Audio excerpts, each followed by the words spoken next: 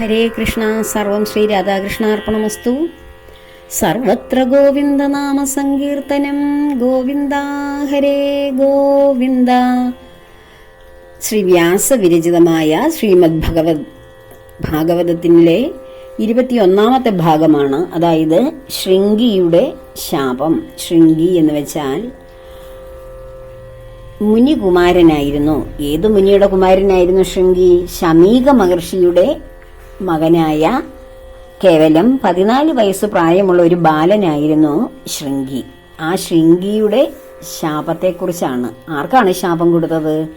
ശ്രീ പരീക്ഷിത്ത് മഹാരാജാവിന്. അതിനെക്കുറിച്ചാണ് നമ്മൾ ഇന്ന് ചർച്ച ചെയ്യുന്നത്. പരീക്ഷിത്ത് മഹാരാജാവ് 30 കൊല്ലം ധർമ്മനിഷ്ഠയോടെ രാജ്യം ഭരിച്ചു. അദ്ദേഹത്തിന് 66 വയസ്സായി. അക്കാലത്ത് ഒരു ദിവസം അദ്ദേഹം ഇങ്ങനെ കാട്ടിൽ നായാട്ടിനായി പോയി. ഒരു മാനിന്റെ പിന്നാലെ കുറേ അധികം ദൂരം അദ്ദേഹം ഓടി. അതിനാൽ രാജാവ് വല്ലാതെ ക്ഷീണിച്ചു. കഠിനമായ വിശപ്പും ദാഹവും അദ്ദേഹത്തെ ബാധിച്ചു. സമീപത്ത് കിണറുകളോ ചെറിയ സരസ്സുകളോ നദികളോ ഒന്നും കണ്ടില്ല. മുൻഭാഗത്ത് ഇങ്ങനെ അദ്ദേഹം നോക്കിയപ്പോൾ ഒരു ആശ്രമം, ശമീകൻ എന്ന മഹർഷിയുടെ ആശ്രമമായിരുന്നു അത്. പരീക്ഷിത്ത് ആശ്രമത്തിൽ കടന്നു ചെന്ന് അവിടെ ശമീക മഹർഷി പ്രാണൻ, ഇന്ദ്രിയങ്ങൾ, മനസ്സ്, ബുദ്ധി എന്നിവയൊക്കെ അടക്കി കണ്ണടച്ച് ധ്യാനനിരതനായി, അതായത് നിർവികൽപ്പ സമാധിയിൽ ഇങ്ങനെ ഇരിക്കുന്നത് കണ്ടു. ജാഗ്രത്, സ്വപ്ന, സുഷുപ്തികൾക്കൊക്കെ അതീതനായി ബ്രഹ്മത്തിൽ തന്നെ മനസ്സ് ലയിപ്പിച്ച് നിശ്ചലനായിട്ടാണ് അദ്ദേഹം ഇരിക്കുന്നത്. ചിതറിയ ജടയോടുകൂടിയവനും മാൻതോൽ വസ്ത്രമായി ഉടുത്തവനുമായിരുന്നു ആ മുനിശ്രേഷ്ഠനായ ശമീകൻ. ദാഹം കൊണ്ട് തൊണ്ട വരണ്ട പരീക്ഷിത്ത് അല്പം വെള്ളം തരാമോ എന്ന് സമാധിയിൽ ലയിച്ചിരിക്കുന്ന മഹർഷിയോട് ചോദിക്കുന്നു. എന്നാൽ മഹർഷി ഈ ചോദ്യം കേൾക്കുന്നുണ്ടോ? കേൾക്കില്ല. തനിക്ക് ഇരിക്കാൻ ഒരു ദർഭ പുല്ലിന്റെ ഒരു പായയോ അർഘ്യമോ പാദ്യമോ ഒരു നല്ല വാക്കുപോലുമോ മുനിയിൽ നിന്ന് കിട്ടാഞ്ഞതിനാൽ പരീക്ഷിത്ത് മുനി തന്നെ അപമാനിച്ചതായിട്ട് കരുതി കോപിക്കുന്നു. പക്ഷെ പരീക്ഷിത്ത് സർവജ്ഞനാണ്.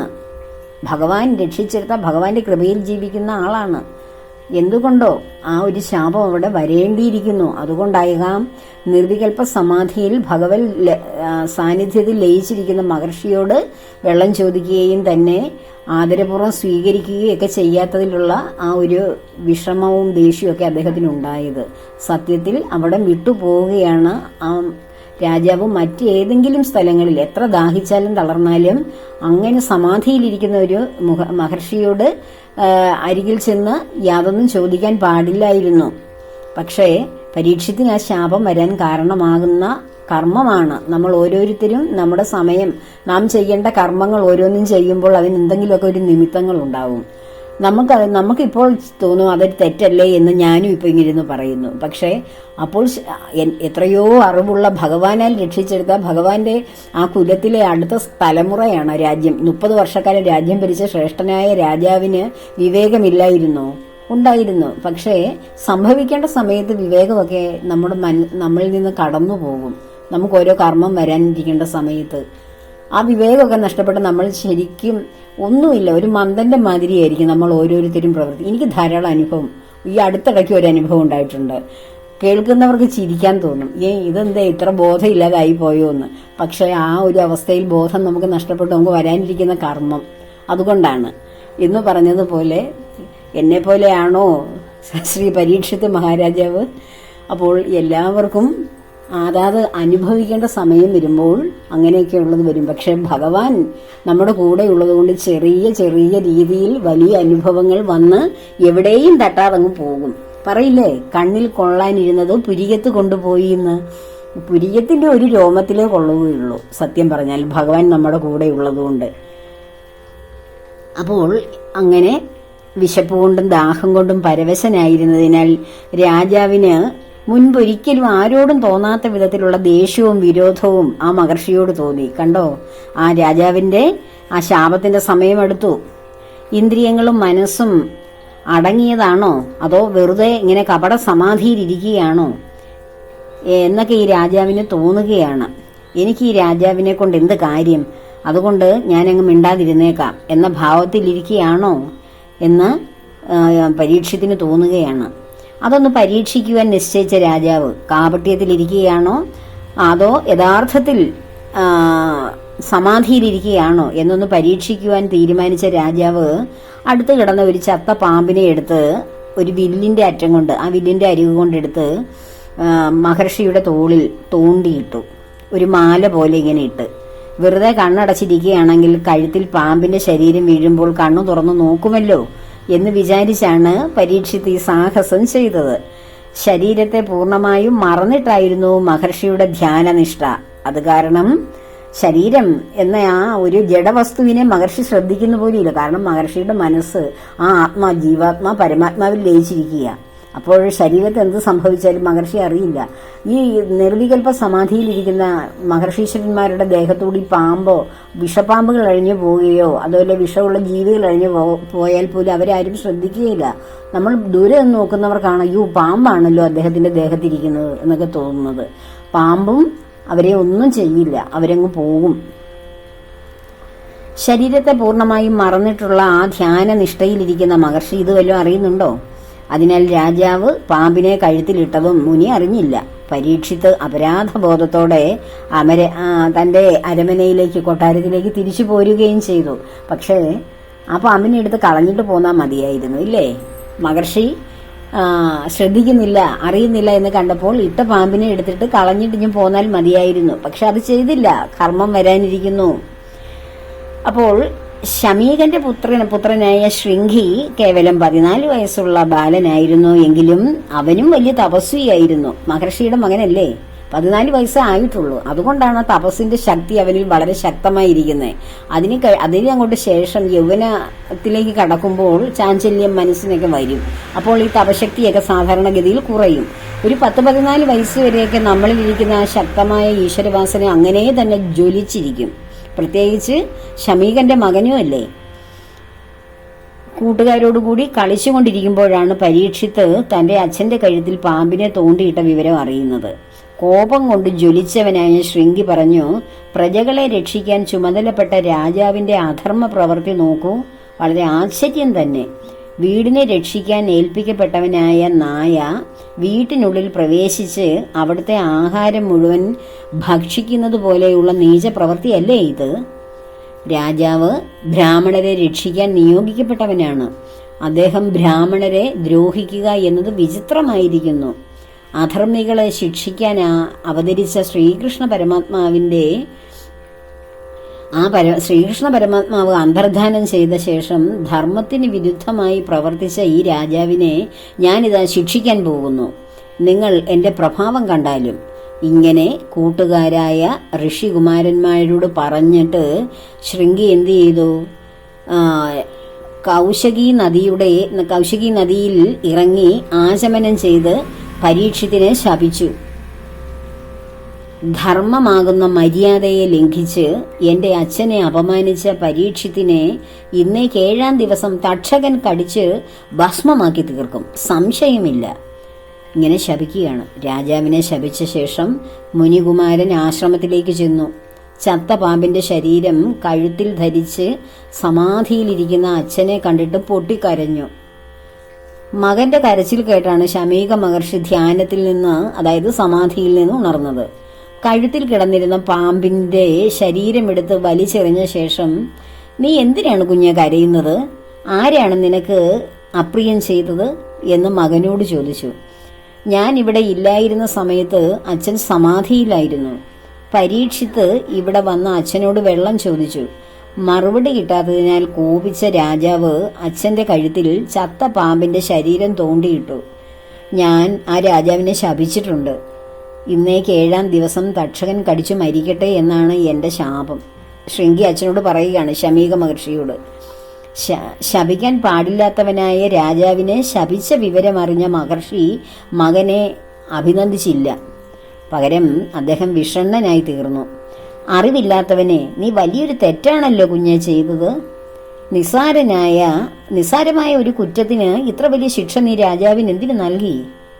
മനസ്സിന് ലേശം നിനക്ക് വകതിരിവില്ലാതെ പാകത വരാത്തവനായ അല്ലയോ മോനെ, രാജാവിനെ ഒരു സാധാരണക്കാരനെ പോലെ നീ കാണാൻ പാടില്ലായിരുന്നു. അദ്ദേഹത്തിന്റെ തേജസ് കൊണ്ട് രക്ഷിക്കപ്പെട്ടവരാണ് നമ്മൾ പ്രജകളെല്ലാവരും. അതുകൊണ്ടാണ് നമ്മൾ ഭയരഹിതരായി ഇവിടെ സുഖമായി ജീവിക്കുന്നത്. ഭഗവാന്റെ അംശമാണ് രാജാവ്. രാജാവില്ലാതായി തീർന്നാൽ ഭൂമിയിൽ സർവത്ര കള്ളന്മാർ നിറയും. രക്ഷിക്കാൻ ആളില്ലാത്ത ആട്ടിൻകൂട്ടത്തെ പോലെ പ്രജകൾ വേഗം നശിക്കും.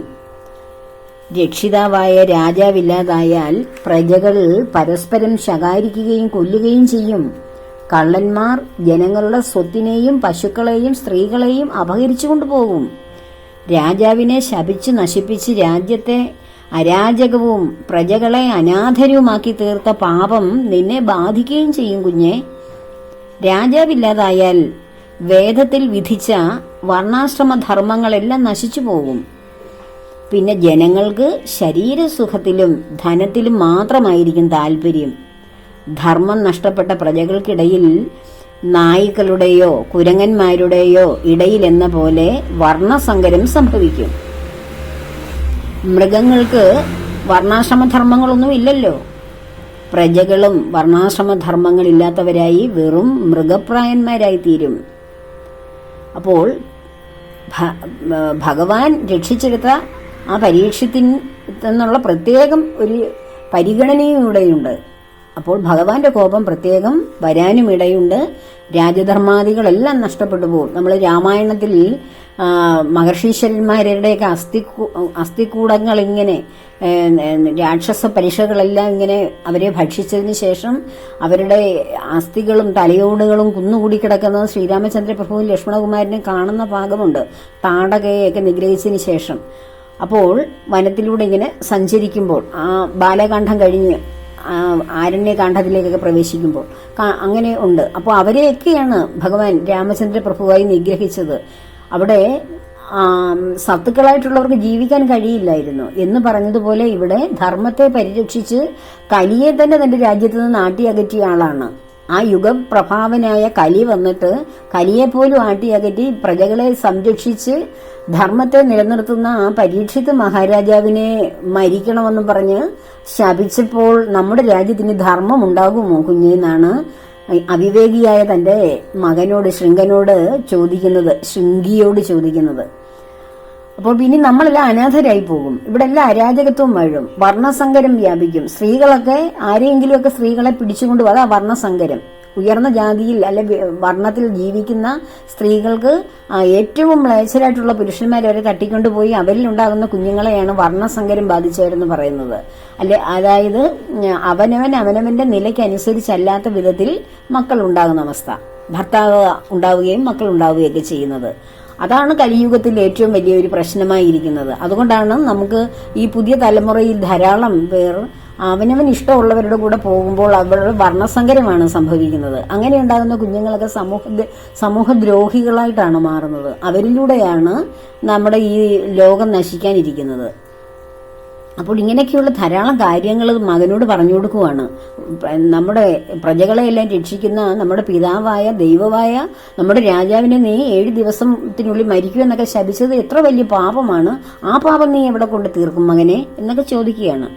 പരീക്ഷിത്ത് ധർമ്മത്തെ രക്ഷിക്കുന്ന ചക്രവർത്തിയാണ്, മഹാകീർത്തിമാനാണ്, പരമഭക്തനാണ്, അശ്വമേധയാഗങ്ങൾ ചെയ്ത സുഹൃതിയാണ്, ഋഷിമാർക്ക് തുല്യനായ രാജാവാണ്. അപ്പോൾ ഒരു ഋഷീശ്വരനാണ്. നമ്മുടെ അയോധ്യയിലെ രാജാവിനെ രാജർഷിയായിട്ടല്ലേ അയോധ്യാധിപനായ ദശരഥനെ പറയുന്നത്. അതുപോലെ രാജർഷിയായിരുന്നു പരീക്ഷിത് മഹാരാജാവും. വിശപ്പും ദാഹവും സഹിക്കാൻ വയ്യാതെ വന്ന സമയത്ത് അദ്ദേഹത്തിന് സംഭവിച്ച ചെറിയൊരു തെറ്റാണ്. എന്റെ കഴുത്തിൽ പാമ്പിനെ തോണ്ടിയിട്ട് ആ പ്രവൃത്തി ഒരു ചെറിയ തെറ്റല്ലേ അത്? അച്ഛൻ ചോദിക്കുകയാണ് മകനോട്, ശമീക മഹർഷി ശൃംഗിയോട് ചോദിക്കുകയാണ്. അതിന് അദ്ദേഹത്തെ നീ ശപിച്ചത് ഒട്ടും ശരിയായില്ല. ശമീകൻ മകനോട് ഇങ്ങനെയൊക്കെ പറയുകയാണ്, എൻ്റെ ഈ മകൻ കുട്ടിയാണ്, ബുദ്ധിക്ക് വേണ്ടത്ര പാകത വരാത്തവനാണ്. ഭക്തനായ പരീക്ഷത്തിനെ ശപിച്ചതായ ഇവന്റെ തെറ്റിനെ സർവാത്മാവായ ഭഗവാനെ അവിടുന്ന് ക്ഷമിച്ചരുളുമാറാകണമേ എന്ന് ഭഗവാനോട് പ്രാർത്ഥിച്ചു. പിന്നീട് സ്വയം പറഞ്ഞു, തിരസ്കരിക്കുക, വഞ്ചിക്കുക, ശപിക്കുക, ശകാരിക്കുക, അടിക്കുക എന്നീ രൂപത്തിലെല്ലാം ഉപദ്രവിച്ചാലും ഭക്തന്മാർ അതിന് പ്രതികാരം ചെയ്യാറില്ല. ഇങ്ങനെ പറഞ്ഞ് പുത്രൻ ചെയ്ത തെറ്റിനെ പറ്റി ശമീക മുനി വല്ലാതെ ദുഃഖിച്ചു. രാജാവ് തന്നോട് ചെയ്ത അനീതിയെപ്പറ്റി അദ്ദേഹം ചിന്തിക്കുക പോലും ചെയ്തില്ല. കാരണം എത്രയോ വലിയ പാപമാണ് തന്റെ മോൻ ചെയ്തിരിക്കുന്നത്. ലോകനാശത്തിനുള്ള ആരംഭമാണ് അവൻ ചെയ്തത്. അപ്പോഴാണോ ഒരു നിസ്സാര ജോലി ചെയ്ത രാജാവിനെ തെറ്റിനെ കുറിച്ച് ഓർക്കുന്നത്? സാധാരണയായി സജ്ജനങ്ങൾ മറ്റുള്ളവരിൽ നിന്ന് സ്വന്തം ദുഃഖങ്ങൾ, അതായത് സജ്ജനങ്ങൾ അവനവന്റെ സുഖദുഃഖങ്ങളൊക്കെ അനുഭവിക്കേണ്ടി വന്നാലും അതുകൊണ്ട് സന്തോഷിക്കുകയോ ദുഃഖിക്കുകയോ പതിവില്ല. സജ്ജനങ്ങൾക്ക് സുഖങ്ങളും ദുഃഖങ്ങളും വന്നാലും സന്തോഷിക്കുകയും ദുഃഖിക്കുകയും ചെയ്യില്ല. സമചിത്തതയുള്ളവരായിരിക്കുമല്ലോ. അതുകൊണ്ട് സന്തോഷിക്കുകയോ ദുഃഖിക്കുകയോ അവർ ചെയ്യാറില്ല. ആത്മാവ് 3 ഗുണങ്ങൾക്കും അതീതനല്ലേ? ത്രിഗുണങ്ങൾക്ക് അതീതനല്ലേ ആത്മാവ്? സുഖദുഃഖങ്ങൾ ആത്മാവിനെ ബാധിക്കുകയില്ലല്ലോ. ആത്മാവിൽ ജീവിക്കുന്നവരെ അതുകൊണ്ട് ശരീരത്തിനുണ്ടാകുന്ന അല്ലെ പുറമേ ഉണ്ടാകുന്ന ഭൗതികമായിട്ടുണ്ടാകുന്ന ക്ലേശങ്ങൾ ബാധിക്കില്ല. ആത്മാരാമന്മാരായി അവർ എപ്പോഴും നിലകൊള്ളും. ആത്മബോധം വന്ന ജ്ഞാനികൾക്ക് ശരീരാഭിമാനമുണ്ടാകില്ല. ശാപവിവരം പരീക്ഷത്തിനെ അറിയിക്കാനായി ശമീക മഹർഷി തന്റെ ശിഷ്യനായ ഗൗരമുഖനെ ഹസ്തിനപുരത്തിലേക്ക് അയക്കുകയും ചെയ്തു. ഇനിയും അടുത്ത ഭാഗം 22ാമത്തെ ഭാഗത്തിൽ നമുക്ക് പരീക്ഷത്തിന്റെ പ്രായോപവേശം എന്ന കർമ്മത്തെക്കുറിച്ച് പഠിക്കാം, മനസ്സിലാക്കാം, വിവരിക്കാം. അപ്പോൾ എല്ലാവർക്കും ഭഗവാന്റെ അനുഗ്രഹം ഉണ്ടാകട്ടെ. എല്ലാ കർമ്മങ്ങളും ഭഗവാന്റെ പത്മപാദങ്ങളിൽ ചേർക്കുന്നു. ലോകാ സമസ്ത സുഖിനോ ഭവന്തു. സർവത്ര ഗോവിന്ദ നാമ സങ്കീർത്തനം. ഗോവിന്ദ ഹരേ ഗോവിന്ദ.